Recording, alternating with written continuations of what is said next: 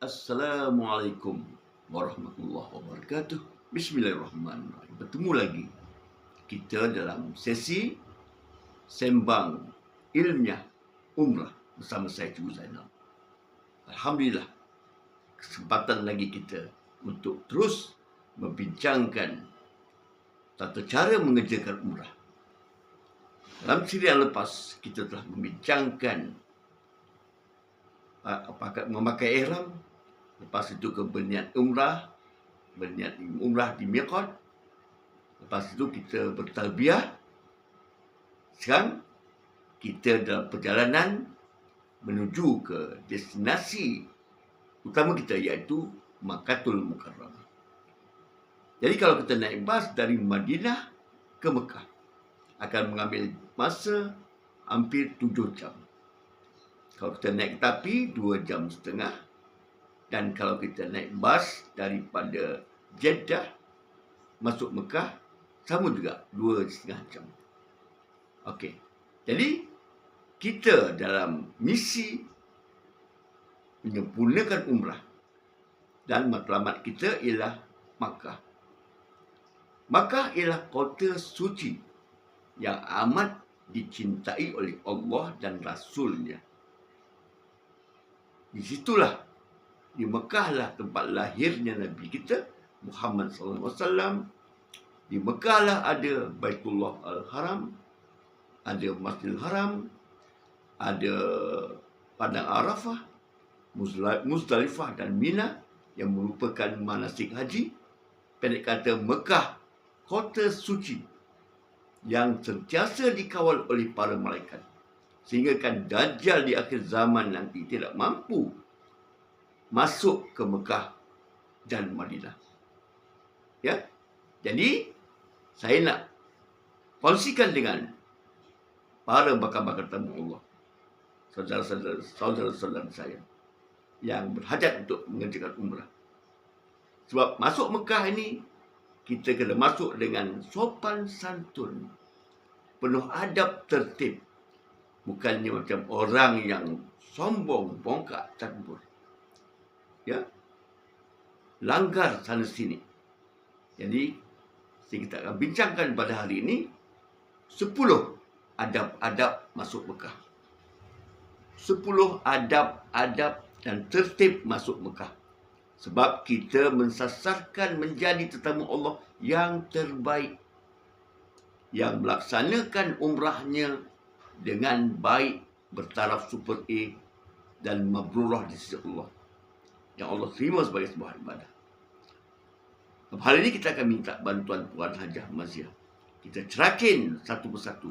Kita analisis, kita telusuri, ya, supaya kita dapat faham dengan sejelas-jelasnya, ya, apakah adab tersebut.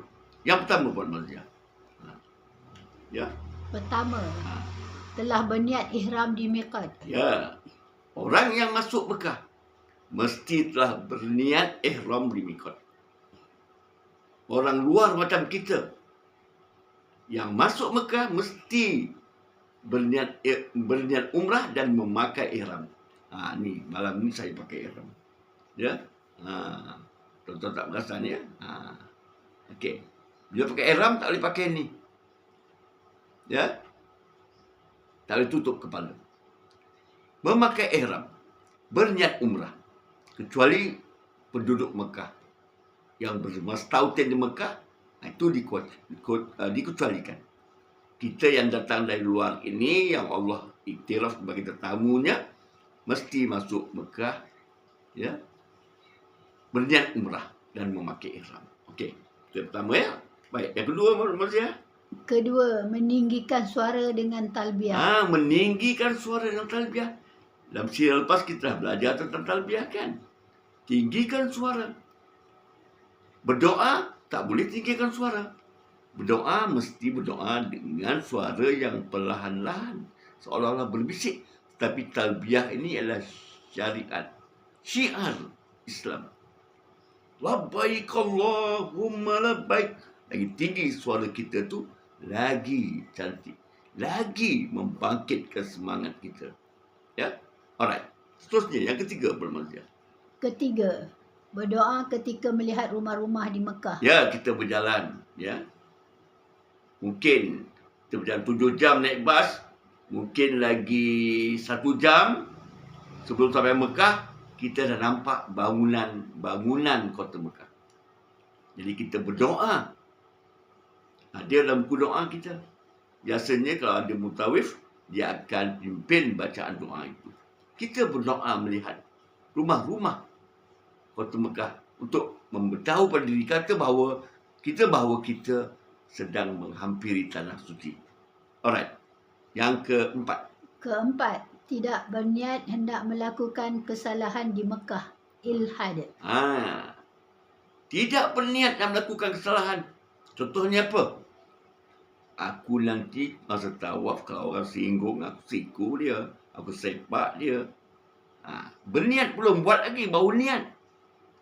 Tidak dibenarkan. Itu dikira tidak beradab. Apa? Bahasa kasarnya, kurang ajar. Ya, kurang ajar pada tanah suci Mekah. Namun dia apa buat macam? Ilhad. Okey. Yang kelima Puan Mazia. Kelima, tidak mengambil barang yang tercicir. Luqtah. Pergi Mekah jangan mata tengok bawah. Menengok barang kalau cicir. Tidak dibenarkan mengutip barang-barang tercicir. Siapa yang mengutip barang tercicir di Mekah, berkewajipan bagi dia, ya, mewar-warkannya, memberitahu pada orang lain dalam Masjidil Haram selama 3 Jumaat. Berat kerjanya. Janganlah liar-liar mata tengok mencari barang. Ya. Ada orang yang matanya liar tengok tu cari barang. Luqtah namanya. Alright. Ini yang keberapa Puan Mazia? Keenam. Yang keenam, ya. Sentiasa bertalbiah sebelum bertawaf. Ya, talbiah ni mesti berterusan. Kebanyakan jemaah, pengalaman saya, bila dipimpin, dia bertalbiah. Bila mutawif diam, mutawif pun tak larat nak bertalbiah lama-lama. Kita lah bertalbiah berdiri kita. Cara berbisik, labbaik Allahumma labbaik, labbaik la syarika lak labbaik. Hamba datang menyahut seruanmu ya Allah. Kita bertalbiah. Bila kita berhenti talbiah, sebaik kita sampai ke penjuru Hajar Aswad untuk bertawaf. Bila kita Islam, bismillah, Allahu Akbar, walillahil hamd. Berhentilah talbiah. Ya. Kita gantikan pula dengan doa masa bertawaf. Okey, ya. Okey, nombor 7. Ya. Berhenti talbiah sebaik memulakan tawaf. Ya. Seperti yang saya kata tadi, sebaik memulakan tawaf, berhenti talbiah. Yang pula masa bertawaf tu bertalbiah lagi. Ini ganjil. Kita akan jadi perlihatan fitnah orang lain, jemaah lain. Okey. Seterusnya. Ke-8. Tidak melakukan rafats. Perbuatan berunsur lucah dalam kata-kata dan tingkah laku. Ya. Rafats. Ulang lagi sekali Puan Mazia. Rafats tu apa? Perbuatan berunsur lucah dalam kata-kata dan tingkah laku. Ya. Mencarut. Lucah. Ya, apacot. Cakap. Benda yang kain. Ibu bapa pun sebut. Mulut tu. Celupa. Jadi, dilarang sangat. Sebabnya, kita nak jadi tamu Allah ini, biasakan menggunakan kalimah-kalimah yang baik. Astaghfirullah. Alhamdulillah. InsyaAllah. Masya-Allah. Tabarakallah. Jangan apacot. Alamak, itu ini. Ya. Okey. Jadi, dilarang orang yang mulut celupar. Dia ketika masuk ke tanah suci. Allah lihat. Malaikat melihat dengan pandangan jijik. Allah murka dan laknat. Malaikat tengok dengan pandangan yang jijik. Ya.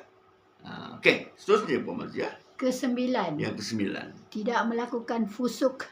Dosa mata, telinga, iktikad dan perbuatan. Fusuk.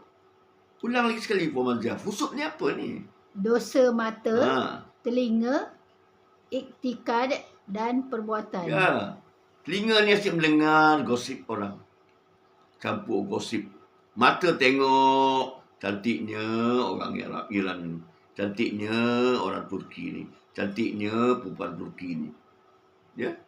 Kemudian iktikad kita berpersepsi buruk.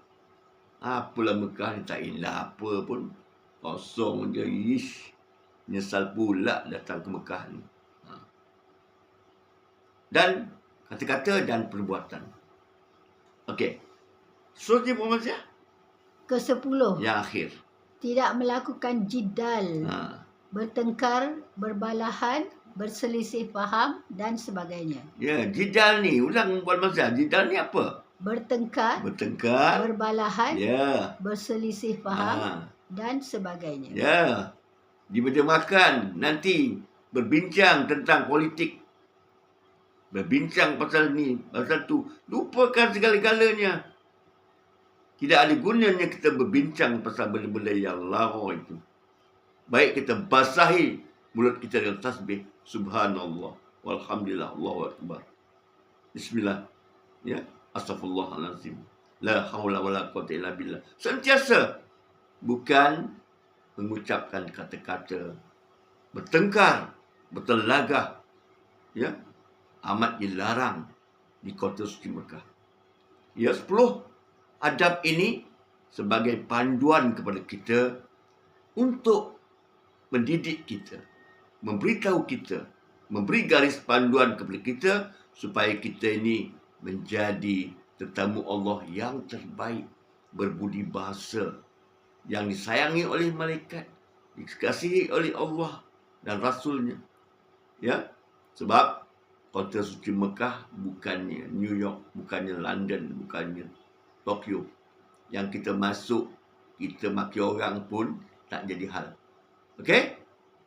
Itu dia tuan-tuan dan puan. Ya, ambil perhatian ni. Ya, ambil perhatian ni. 10 adab ini. Kalau kita amalkan, insya-Allah kita menjadi seorang diyufir rahman, tetamu Allah yang sangat baik. Okey. Jadi, dalam siri akan datang, kita akan bincangkan pula, ya, perjalanan kita. Kita nampak rumah-rumah kota suci Mekah. Jadi, kita bermakna kita telah hampir sampai ke destinasi utama kita. Kita dah hampir sampai ke Mekah. Dan dah sampai ke Mekah, ada doa masuk Mekah. Ya. Jadi, jemaah pastikan cari buku-buku doa. Tak dapat hafal, baca doa itu. Hayati doa itu. Ya. Sebab kadang ada mutawif yang tak pimpin. Terutama bagi kawan-kawan kita, para jemaah umrah yang masuk kaedah DIY. Do it yourself. Sekarang boleh, ya, dibenarkan oleh kerajaan Saudi. Jadi tak siapa nak pimpin. Kitalah pimpin diri kita sendiri. Okey? Baca doa-doa. Ada buku doa. Tak ada. Pergi kedai beli. Dia tak boleh berdoa. Baca doa. Tapi kalau boleh kita hafal doa itu. Sebab doa yang kita hafal lebih manis. Lebih terhayat sepenuhnya. Kalau kita baca kadang-kadang kita tak rasa nikmat berdoa itu. Okey? Jadi, sampai Mekah nanti apa tindakan kita? Kita akan cerita nanti. Ya? Kita akan cerita dengan lebih lanjut. Apakah tindakan kita bila sampai ke Mekah? Dalam siri akan datang.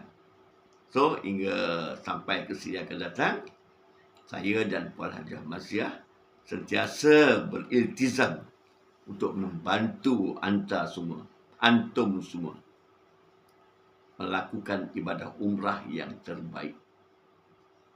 Kalau kita pertama kali, inilah yang terbaik. Bagi yang telah berkali-kali, pastikan yang ini lebih baik daripada yang lepas. Wallahu a'lam bishawab. Salam kasih mesra di saya dan Puan Hajah Maziah. Assalamualaikum warahmatullahi wabarakatuh.